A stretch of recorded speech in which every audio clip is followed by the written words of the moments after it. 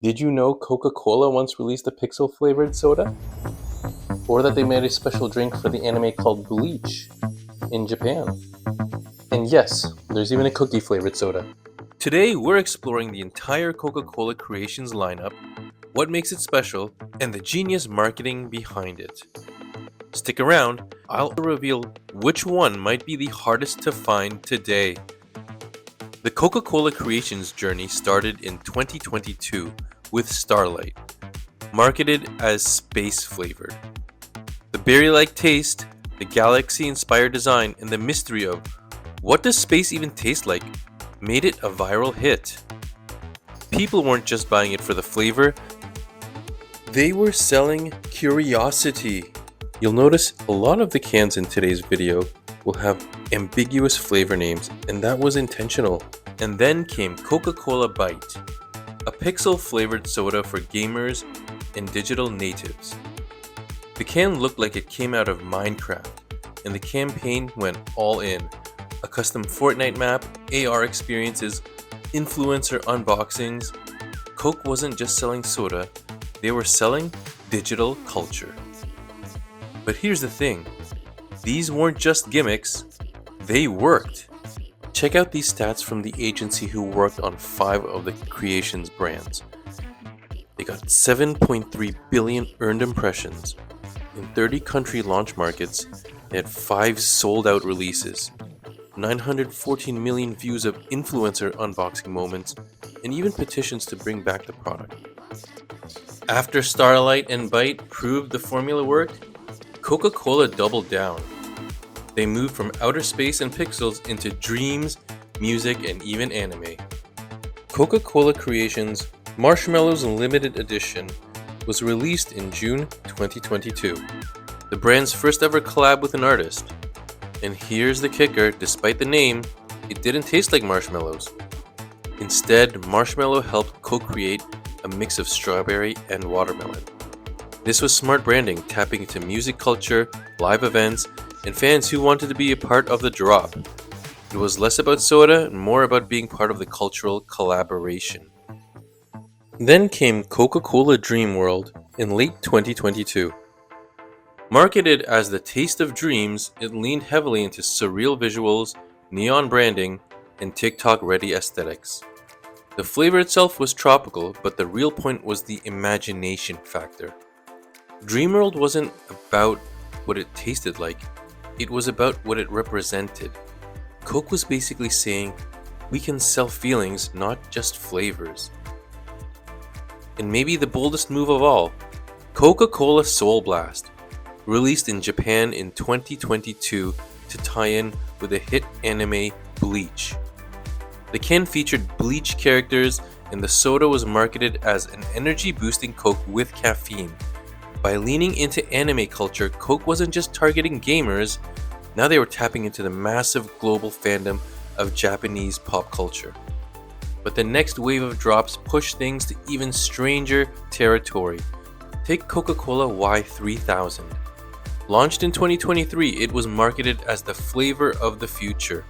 The campaign leaned on AI, not only to co-design the can art, but even to help define what the drink would taste like. And here's the wild part, no one could quite describe the flavor. Some said berry, some said fruit candy, others thought it tasted like bubblegum. But that ambiguity was intentional. Coke didn't want you to define the flavor. They wanted you to debate it, post about it, and share your experience online. And in the age of social media, conversation is currency. Next is Coca-Cola Move, which dropped in February 2023. And it wasn't just a flavor, it was a collaboration with global superstar Wozzaah. The theme here was transformation, tying into how music, fashion, and culture are always evolving. The flavor itself was described as a mix of classic Coke with hints of coconut and strawberry. But like all creations, the mystery was part of the appeal. The real standout was the branding, of course. The can design blended bold black and pink graffiti-style graphics with Wozzaah's signature aesthetic, making it feel more like a limited edition merch drop than just a soda. For marketing, Coca-Cola leaned into music culture. Rosalia promoted Move through exclusive tracks, behind-the-scenes content, and custom digital experiences. Social campaigns highlighted creativity and self-expression, encouraging fans to share their own moves. At its core, Move wasn't just about taste, it was Coca-Cola aligning itself with pop culture and using Rosalia's global influence to connect with Gen Z through music, fashion, and identity. Also launched in 2023 was Coca-Cola Ultimate, and this one was all about gaming. The flavor was marketed as an XP flavor, a nod to experience points in video games. But the real hook wasn't the taste, it was the branding. The can design looked like it came straight out of League of Legends, with neon accents and a futuristic vibe. And that word ultimate, every League player knows it's the strongest ability in the game. But the genius move was the marketing. Coca-Cola partnered with Riot Games to bring Ultimate into League of Legends itself. Players could unlock missions, emotes, and visuals tied to the drink. On top of that, the campaign dominated social media with the hashtag Coca-Cola Ultimate XP, spreading across TikTok, Twitch, and YouTube. They weren't just selling drinks, they were selling cultural relevance, showing up in gaming communities where younger audiences actually live. We've seen this with gaming, we've seen this with music, and we've seen this with anime. Well, if there's one can in the Creations line that showed cultural relevance, it would be Coca-Cola Wozzaah. And this is the can I mentioned at the beginning of the video that you probably might not have seen, as this can was only released in a few countries in Africa, including Morocco, Algeria, and South Africa. Coca-Cola Wozzaah isn't just another limited edition flavor, it's a cultural statement. The name comes from the Zulu word for come here, and the can design, created by Kenyan artist Joy Richu, bursts with African colors and energy. Instead of just selling a drink, Coke tapped into the music, art, and street culture, partnering with Afrobeat stars like Loj, Global DJ Uncle Waffles, and even skate collective Waffles and Cream for merch. The strategy? Position Coke as part of Africa's creative movement, not just an outsider brand. By blending bold flavor, immersive digital hubs, concerts, and Snapchat lenses, Wozzaah connects with Gen Z through culture, fashion, and music. Wozzaah showed how Coca-Cola used local authenticity and cultural storytelling to stay globally relevant. And while Coca-Cola Wozzaah was all about regional exclusivity, Happy Tears flipped that idea on its head.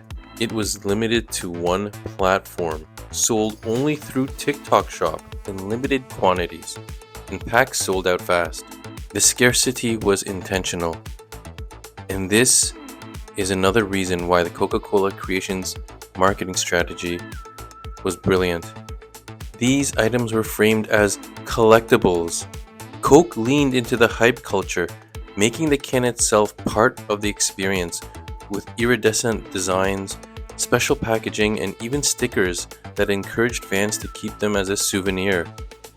By tying Happy Tears to digital activations and positioning it as a rare drop, Coca-Cola turned a simple flavor into a cultural movement.